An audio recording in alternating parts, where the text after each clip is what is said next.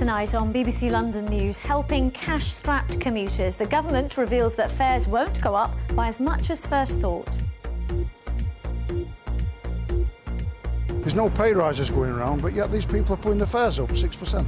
It's absolutely ridiculous. If it doesn't go up by as much, then it's a lot more favourable for everybody.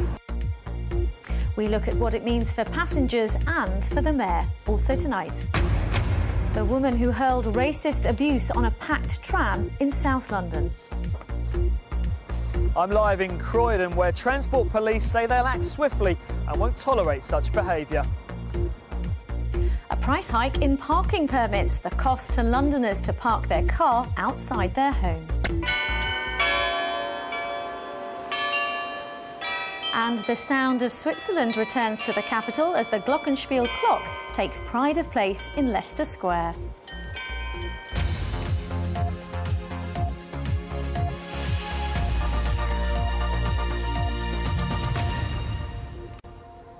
Good evening and welcome to the programme. The government handed a concession to commuters today after it was revealed that fares won't be going up by quite as much as first thought, but the savings will be pennies rather than pounds.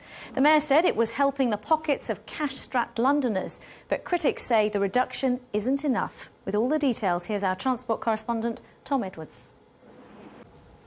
Plenty more tonight, including the multi-million-pound super library opening its doors to the public as others in the capital face closure.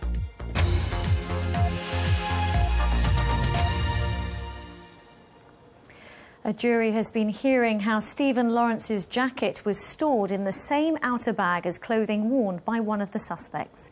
Gary Dobson and David Norris deny murdering the black student at a bus stop in Eltham 18 years ago. Our Home Affairs correspondent Guy Smith joins us from the Old Bailey. And what was heard in court, Guy? Yes. Mark, thank you. I'll just repeat the number there, 0800 40 50 40. Thank you very much. Stay with us, coming up before 7. The designers who live or die by the success of catwalk critics. We speak to Sir Paul Smith ahead of the British Fashion Awards. And time to return home. Leicester Square welcomes back one of the West End's best-loved landmarks.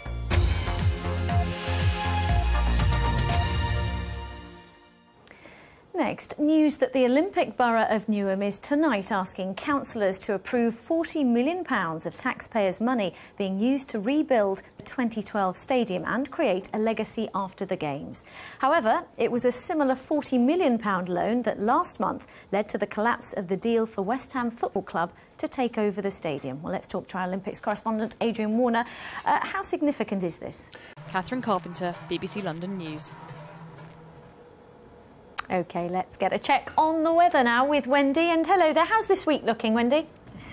Thanks very much, Wendy. Tonight's main headlines now. The Chancellor's announced plans for a big investment in Britain's infrastructure. George Osborne says up to £30 billion could be spent on roads and railways. Most of the money will have to come from the private sector. The Education Secretary, Michael Gove, has attacked what he called militant union leaders ahead of Wednesday's public sector strikes over pension changes.